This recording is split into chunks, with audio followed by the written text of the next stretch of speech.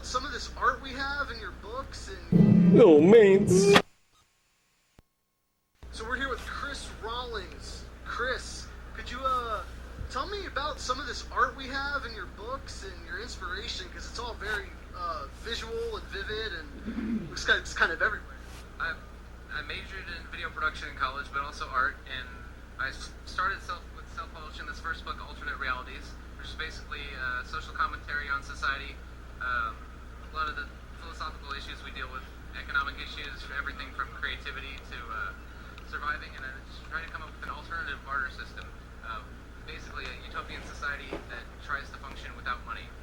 My style is surrealistic. I do try to draw dreams literally, like I'll write them down, and that's usually where I get a lot of my inspiration from, kind of surrealism. But I do a different take on it than Salvador Dali. Because my surrealism has to do with more with the universe.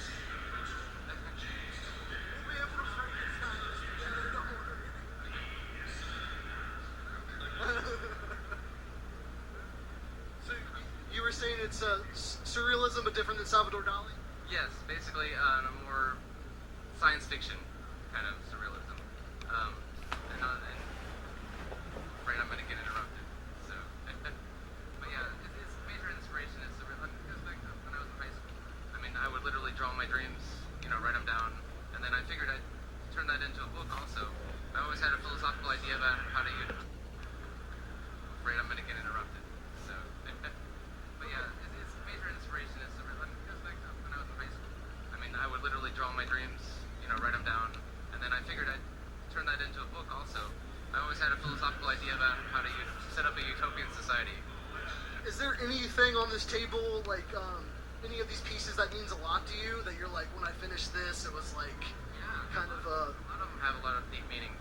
Well, this was actually an actual dream I had, literally. Like, I did dream that I was falling through doors in space, and it took me to different dimensions, almost like a video game. And then I felt like I was playing a video game of my own life through the dream. So I do feel like, by exploring the imagination, it's infinite. Einstein always says the imagination is more important than any invention, because it's infinite. So I guess I like to try to break the boundaries of reality to see, to speculate on the origins of existence, whether time is circular, what caused the Big Bang, if there was something before the beginning of time, or has it always been? Just these philosophical questions always drive me. I mean, this one goes back to 1993. I sketched this when I was in high school, so I've always just have an overactive imagination. Space has always been fascinating to me, but so it's kind of like surrealistic science fiction in a way. Cool. So, for the future, do you have any plans in terms of like any new books, or are you just kind of like, I want to get these sold? Yeah, just kind of for the listeners or audience out there, what do you got going on in the future? Well, for the future, I'm working on. I have a YouTube channel, Super Chris Rawlings at YouTube. I also have Gnome King Productions. I'm working on animated videos. I like to make stop motion montages. Also, my own cartoons. I think. The thing is, I don't like to really borrow anyone else's ideas. I'm always looking for original ideas. So, to put a unique that's struggling to get by in an overworked, underpaid economy, much like ours in the future, on another planet. But it's basically the prisoners.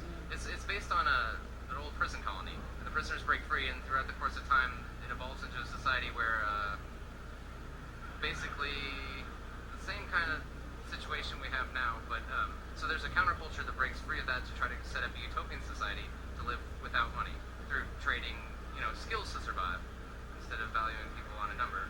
Because I feel like it's getting away from a lot of the artistic style the way it used to be done.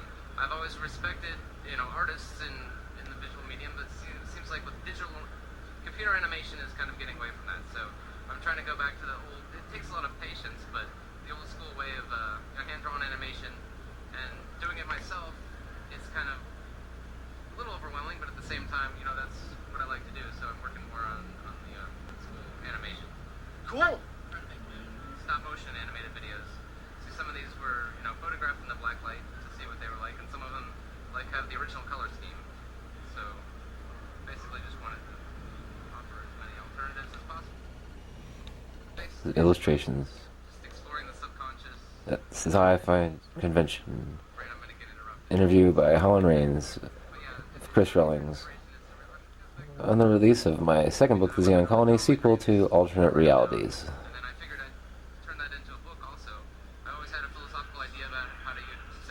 I've always had a philosophical idea of how to set up a utopian society Any of these pieces that means a lot to you? That you're like, when I finished this, it was like kind of a. based on trading skills to survive instead of being limited to the monetary system of number or a capitalistic monetary system based on money. In a utopian society, you could trade your skills and talents in art to survive. An artist could trade their painting for a place to live, and a philosopher could write a book and contribute to society in their own various ways with the best of their talents instead of trading money or a limited symbol of number. In the capitalistic system, where by the time someone invents something and it gets exploited and available and marketed for the average consumer to get, that inventor is dead and can't reap the real rewards of it during his real lifetime. Instead, we needed more of a equally distributed barter system. I mean, this one goes back to 1993. I sketched this when I was in high school, so I've always just have an overactive imagination. Space has always been fascinating to me, but so it's kind of like surrealistic science fiction in a way. Surrealistic science fiction. So, for the future, do you have any plans in terms of like any new books, or are you just kind of like, I want to get these sold? Yeah. For the listeners or audience out there, what do you got going on in the future? Well, for the future, I'm working on. I have a YouTube channel, Super Chris Rawlings at YouTube. I also have Gnome King Productions. I'm working on animated videos. I like to make stop motion montages. Also, my own cartoons. I think with.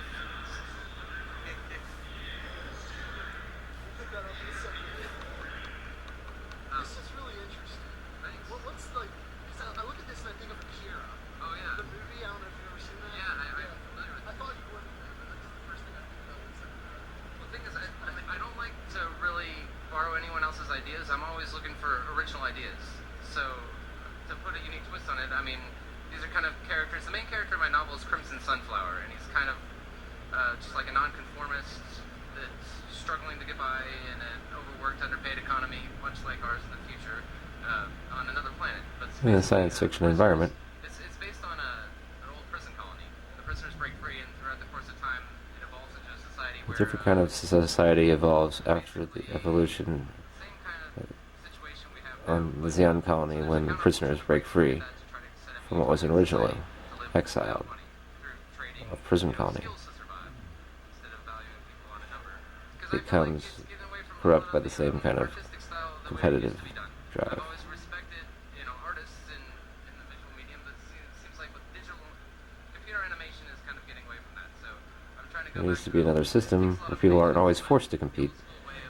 That way people can collaborate and work together and create better creations. It's kind of a little overwhelming, but at the same time, that's what I like to do. So I'm working more on the animation. Cool. Instead of working against one another and Motion animated video. being counterproductive, which is sometimes Photographing the black light to see what they were like. the bad results from too much competition, too much emphasis on overindulgence. Moderation is the key. Explore different alternative realities.